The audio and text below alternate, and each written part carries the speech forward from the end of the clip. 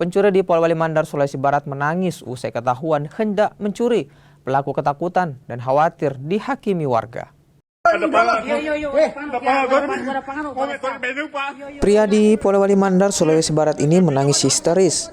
Pria tersebut ketakutan lantaran kepergok warga hendak mencuri.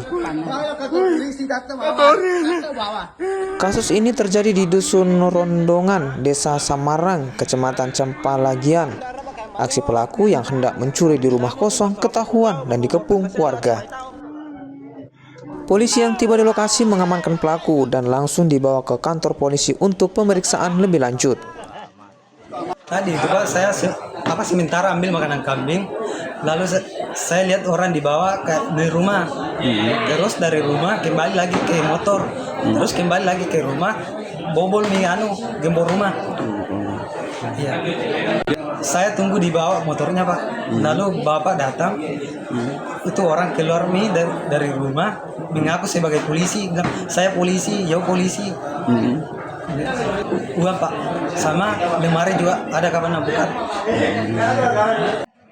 Dari hasil penyelidikan, pelaku merupakan residivis kasus yang sama dan baru saja bebas dari penjara. Edwin Arwampitu, Kompas TV, Polewali Mandar, Sulawesi Barat.